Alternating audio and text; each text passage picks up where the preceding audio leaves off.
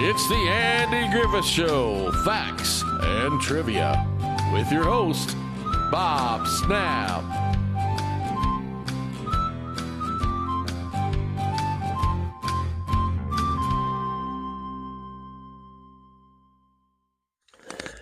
Hi guys, welcome to the Andy Griffith Show, Facts and Trivia. Thank you so much for being here. Today's video is on, remember the movie Return to Mayberry? 1986. It was the #1 rated television movie of that year. Well, here's 9 things that you might have not noticed in it. Let's take a look.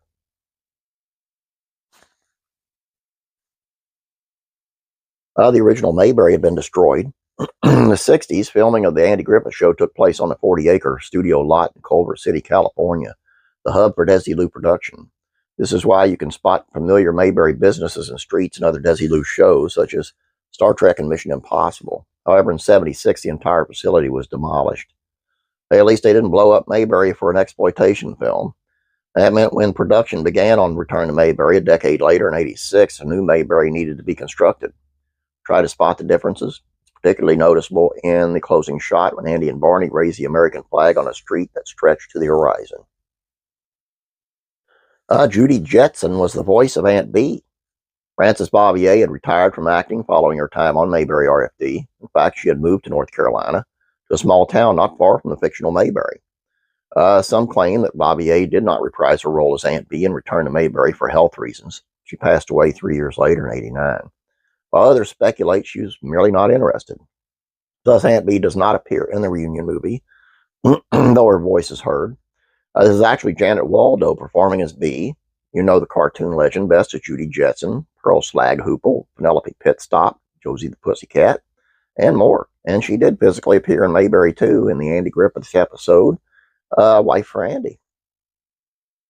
Karen Knott's daughter of Dawn had a role in the movie. Karen Knotts continues to carry on the legacy of her father to this day, touring her one-woman comedy show. She also has a small resume of television roles, including early guest spots on 8 is Enough and One Day at a Time. And you can find her in Return to Mayberry as Opie's receptionist. And Ron Howard's dad. He marries Barney and Thelma Lou. Indeed, Return to Mayberry is a family affair. Rance Howard was no stranger to the Andy Griffith Show, having been around the set often with his sons Ron and Clint. You probably remember him best as the governor's driver in Barney and the Governor. He's also driving a bus in Cousin Virgil. Spot him in A Black Day for Mayberry and The Rumor, too. Barney switched to driving a Chevy. Ford supplied the Mayberry police cruisers in the original series. Sheriff Taylor's squad cars were always Ford Galaxy 500s. Well, after Andy moved to Cleveland, yep, that's the backstory in Return to Mayberry, the town must have switched suppliers. Barney now drives a 1981 Chevy Malibu. It's just the 3rd time Goober and Gomer appear together. They may be cousins, but they are not as close as it seems when it comes to sharing the screen. Goober, played by George Lindsay, made his debut in 64-episode Fun Girl. You remember the scene, Judy, Judy, Judy. Surprisingly, this is the only time Gomer and Goober appear together on the Andy Griffith Show. A visit from Cousin Goober reunited the two again on Gomer Pyle USMC in '65, and last in Return to Mayberry. The cousins are closer than ever, running a gas station. It was the final TV role in character for George Lindsay. Speaking of Goober, Return to Mayberry would prove to be television swan song in character for actor George Lindsay. Well, there was one brief reprise in an unlikely place. Nashville Now was a talk show on the Nashville Network in the early '90s. In '91, an entire episode was devoted to the Andy Griffith Show with the stars as guests. As the cast was in town for a reunion, Lindsay, Hal Smith, and Betty Lynn slipped into character for a short skit. He would later make a couple of cameos as himself on Vicky and News Radio in the '90s.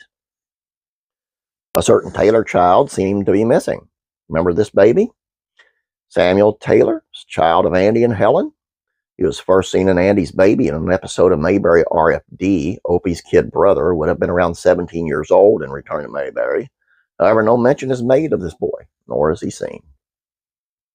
Some notorious Mayberry criminals went straight. In the Christmas Story, early in the episode, Andy and Barney sit and read holiday cards. The Ubachers, a trio of brothers locked up in the state prison, send one to the cops.